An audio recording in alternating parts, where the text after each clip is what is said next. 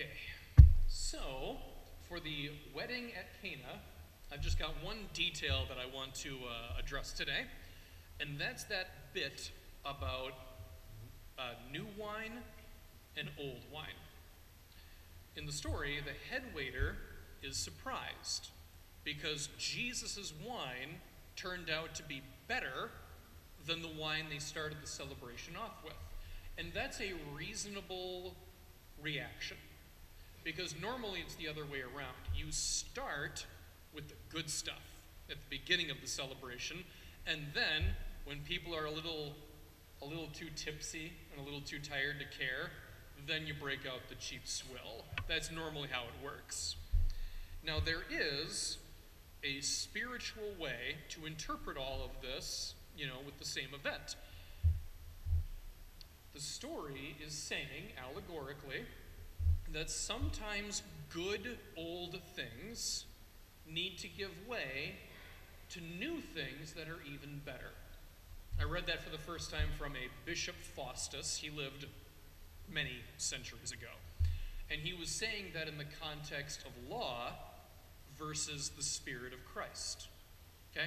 The law is good, but wisdom and truth are better. One gives way to the other. And that's a reasonable argument to make. A lot of the world works that way. But as I'm sure you can understand, that is the sort of thing it's easy to agree with, easy to talk about, hard to live out. It is easy to say, oh yeah, totally understand. Some things need to end in order for other things to begin. Got it. It's harder to put that into practice. How many people are miserable at their job, but they're too afraid to quit and to find places of better employment? I'll tell you, as a priest, I hear that a lot. That is a very common story. That fear of change can be crippling. Because let's face it, change is very often a good thing, but it can be very often painful as well. And I wonder sometimes, how many people would give Catholicism a real try if it wasn't for that fear of change. That fear that once you pour out that old wine, which you have grown accustomed to, that the new wine will be bitter and undrinkable. It's an understandable fear. But I'll tell you, if you won't mind a mid-homily advertisement, gotta say it has been so great having so many people contact me saying that they're willing to help with RCIA if I get that team back together again. It's been really cool seeing people, step up to that. So I'll tell you right now, if you are not Catholic and you'd like to take that leap, or even discern that leap, or if you are an adult Catholic and you haven't yet been confirmed for any reason, now is a fantastic time to get in touch with me, because we're pretty close to having a system, a process which will be effective and timely. So, good things ahead, just saying. Getting back to the wedding at Cana. Now, on a different note with the same theme of positive change in life, there is one example that goes beyond all other examples, and that's the day the new baby comes home from the hospital. When a family gets a new member, brand new, that ought to be a joyful moment for the family every single time.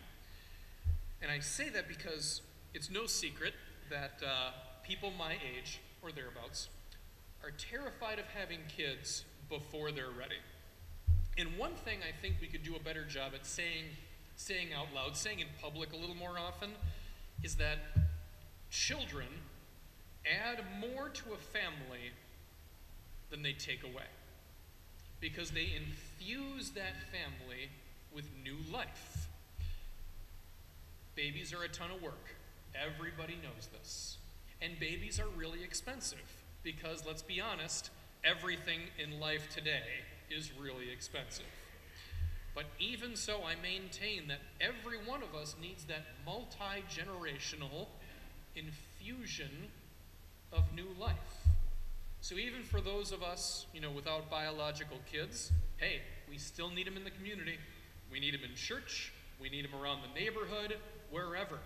So by all means, call yourself a spiritual father, or a role model, or an educator, or a provider, supporter, whatever word you settle on, it's fine. Because the core concept is the same. The core point is this: every single one of us without exception has a spiritual need to give something of ourselves to another.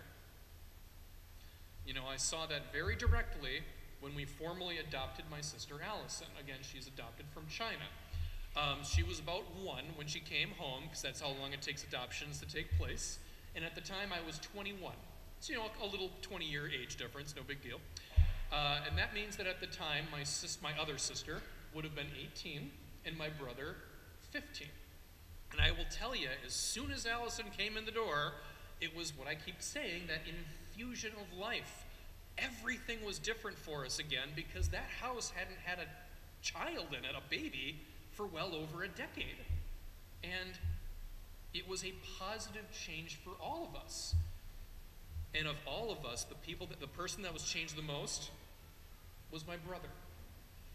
And that was not what I was expecting. So Eric and I we're very similar. We are very alike. He's a little rough around the edges compared to me. So picture a younger, wilder, funnier me. That's Eric. And I'll tell you this, as soon as Allison became part of our lives, his maturity and his patience just skyrocketed. It was amazing. I mean, he was a better caregiver than me all across the board any day of the week. Because for me, I'm not very good with babies. Like, every stereotype you've ever heard about men and babies applies to me. I heard once, whenever a man holds a baby, he's looking for a place to put it down. That is absolutely me. Justin, you want to hold the baby? Sure, how long do I hold it for? You just hold it, Justin, but where does it go? Like, no, you just hold it. Okay, it's crying, take the baby away. That's me. And that's why I don't hold the baby during baptisms.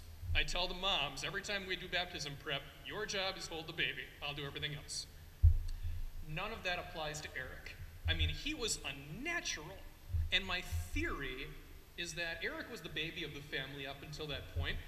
He never had the opportunity to grow in that way. He never had a younger sibling to be responsible for. He didn't really have nephews or nieces either in that way. So when Allison came along, it was just transformative. And even though he was just a 15-year-old kid at the time, I knew then that he would one day make an excellent father. And God willing, he will be a biological father in about 7 months. So we're very excited. They've been working for a while. They're the ones that live in Denver, so they've been trying, and they're apparently on the way, and everything's good. So we're keeping him in our prayers. So that's my most direct example when it comes to Allison, but she definitely impacted all of us in our own ways. So living your life without any kids or dependents around ever, well, that can be kind of sweet. You get to do whatever you want. You can literally spend all your money on yourself. It's fun for a while. There is nothing wrong with living like that in the strictest sense of the word, but make no mistake. That is the old wine of selfish living. It's not wrong, per se, but mark my words, the day will come when that cup of wine runs empty and is bone dry. That cup of wine will not last forever. And when that day comes, that new wine, directly blessed by God, I'll remind you, that new wine of living for another is going to be right there ready for you, if only you accept it. We're talking about old wine and new wine today. And whether we're talking about it in the context of our faith and religion or supporting the youth, the old wine is living for ourselves alone. And therefore, the new wine is rediscovering our faith in God's blessing. It's discovering meaning and purpose in living for another beyond our own needs and pleasures. And it's about loving someone else as you do yourself. That is the new wine. And God is right there within that new wine. He is right there in the chalice. So when the time comes, be not afraid to drink deeply from that chalice, for it is nothing less than the wellspring of everlasting life.